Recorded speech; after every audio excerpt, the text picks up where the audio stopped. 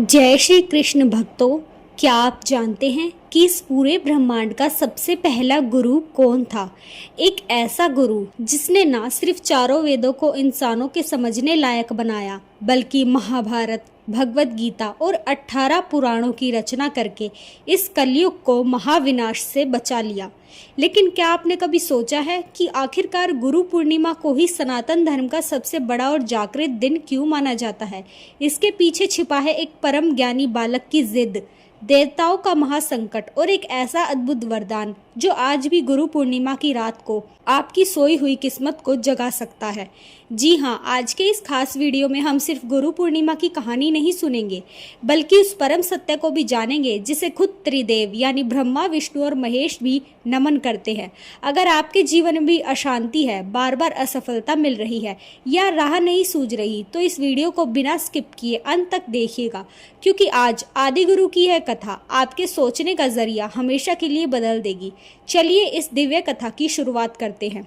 उससे पहले कमेंट में लिख दीजिए जय श्री कृष्ण। तो प्यारे भक्तों, आषाढ़ मास की पूर्णिमा को ही हम गुरु पूर्णिमा कहते हैं। शास्त्रों में इसे व्यास पूर्णिमा के नाम से भी जाना जाता है। ऐसा इसलिए क्योंकि इसी पावन तिथि पर द्वापर युग में साक्षात भगवान विष्णु के अंश महर्षि वेदव्यास जी का धरती पर जन्म हुआ था।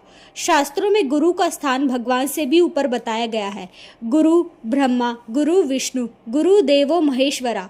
लेकिन महर्षि व्यास को आदि गुरु क्यों कहा गया? इसके पीछे एक बेहद अद्भुत और अलौकिक कथा है। प्राचीन काल में यमुना नदी के एक द्वीप पर परम प्रतापी महर्षि पराशर और माता सत्यवती के मिलन से एक परम दिव्य बालक का जन्म हुआ। क्योंकि इस बालक का रंग सांवला था और इनका जन्म एक द्वीप पर हुआ था, इसलिए इनका नाम रखा गया कृष्ण द्वैपायन। यह बालक जन्म लेते ही अत्यंत तेजस्वी था और इसके चेहरे पर साक्षात वेदों का तेज चमक रहा था। जैसे जैसे वेद व्यास जी बड़े हुए, उन्होंने देखा कि आने वाले समय में यानी कलयुग में इंसानों की उम्र बहुत कम हो जाएगी, उनकी बुद्धि भी कमजोर हो जाएगी और वे चाहकर भी एक विशाल और कठिन वेद का अध्ययन नहीं कर पाएंगे। यदि ऐसा हुआ तो धरती से धर्म का विनाश हो जाएगा। यह सोचकर उन्होंने अपनी कठिन तपस्या और तपोबल से उस एक विशाल वेद को 4 अलग अलग भागों में विभाजित कर दिया। ऋग्वेद, यजुर्वेद, सामवेद और अथर्ववेद। वेद का यह विभाजन इतना बड़ा और क्रांतिकारी कार्य था कि इसके बाद पूरे ब्रह्मांड के देवताओं और ऋषियों ने उन्हें वेद व्यास की उपाधि दी। व्यास का अर्थ होता है विस्तार करने वाला। जिन्होंने वेदों का विस्तार किया वे ही हमारे आदि गुरु महर्षि वेदव्यास कहलाए। लेकिन कथा यहाँ समाप्त नहीं होती। वेदों को बांटने के बाद भी व्यास जी के मन में एक भयंकर बेचैनी थी। वे दुखी थे। आइए जानते हैं क्यों। वेदों का वर्गीकरण करने के बाद भी व्यास जी को लगा कि साधारण जनता, स्त्रियां और कामकाजी लोग अभी भी इन वेदों के गूढ़ रहस्य को नहीं समझ पाएंगे। वे सरस्वती नदी के तट पर अत्यंत चिंतित बैठे हुए थे। तभी वहां देवऋषि नारद प्रकट हुए। नारद जी ने पूछा, हे महामुनि, आपने संसार के कल्याण के लिए इतना बड़ा कार्य किया, फिर भी आप इतने उदास क्यों हैं? व्यास जी ने कहा, देवऋषि, मेरे मन को संतुष्टि नहीं मिल रही है। मुझे डर है कि कलयुग का मानव आध्यात्म से दूर हो जाएगा। नारद जी ने मुस्कुराकर कहा, व्यास जी, आपने वेदों का नियम तो लिख दिया, लेकिन आपने भगवान की लीलाओं और उनकी भक्ति का रस साधारण मनुष्य को नहीं चखाया। आप एक ऐसे ग्रंथ की रचना कीजिए जिसमें ज्ञान भी हो और साक्षात नारायण की भक्ति का आनंद भी हो, जिसे सुनकर एक अनपढ़ व्यक्ति भी मोक्ष पा सके।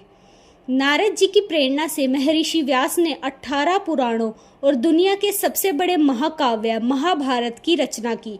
स्वयं भगवान गणेश ने व्यास जी की वाणी को लिपिबद्ध किया था।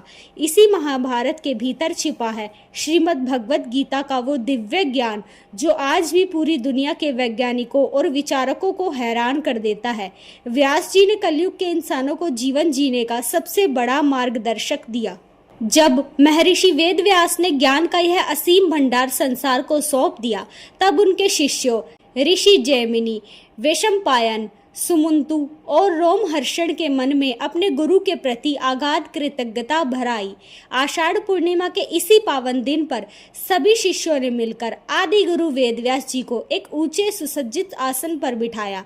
उन्होंने गुरुदेव के चरणों को धोया, उन्हें पीले वस्त्र और फूल अर्पित किए और उनकी आरती उतारी। शिष्यों ने कहा, हे गुरुदेव, आपकी कृपा के बिना हम संसार रूपी सागर को कभी पार नहीं कर पाते। आज का यह दिन हमेशा आपके नाम से जाना जाएगा। व्यास जी ने प्रसन्न होकर आशीर्वाद दिया कि जो भी मनुष्य इस दिन अपने अपने गुरुओं का पूजन करेगा उसे साक्षात त्रिदेवों का आशीर्वाद मिलेगा और उसके जीवन का अज्ञान रूपी अंधकार हमेशा के लिए मिट जाएगा। तभी से यह दिन गुरु पूर्णिमा के रूप से अमर हो गया। भक्तों, गुरु पूर्णिमा का दिन केवल कथा सुनने का नहीं है, बल्कि अपने जीवन को बदलने का भी है। इस दिन इन 4 बातों का पालन अवश्य करें।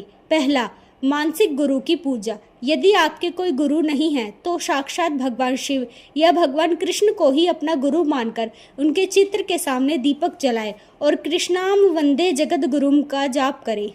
दूसरा, माता पिता का आशीर्वाद। हमारे जीवन के सबसे पहले गुरु हमारे माता पिता होते हैं। इस दिन सुबह उठकर उनके चरण स्पर्श कर जरूर करें।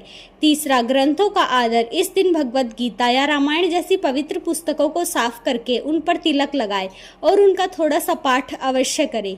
चौथा, दान का संकल्प। गुरु पूर्णिमा के किसी गरीब छात्र को पुस्तकें, पेन या शिक्षा से जुड़ी सामग्री दान करने से कुंडली का बृहस्पति गुरु ग्रह बेहद मजबूत होता है, जिससे बुद्धि और धन की प्राप्ति होती है। तो प्यारे भक्तों, यह थी गुरु पूर्णिमा की पावन कथा। अगर इस कथा ने आपके दिल को छुआ हो तो कमेंट बॉक्स में अपने गुरु के सम्मान में ओम गुरुवे नमः या जय श्री कृष्ण जरूर लिखें। वीडियो को लाइक करें और अपने मित्रों के साथ शेयर करना ना भूलें। मिलते हैं अगले एक और दिव्य वीडियो में। तब तक के लिए नमस्कार। नारायण नारायण।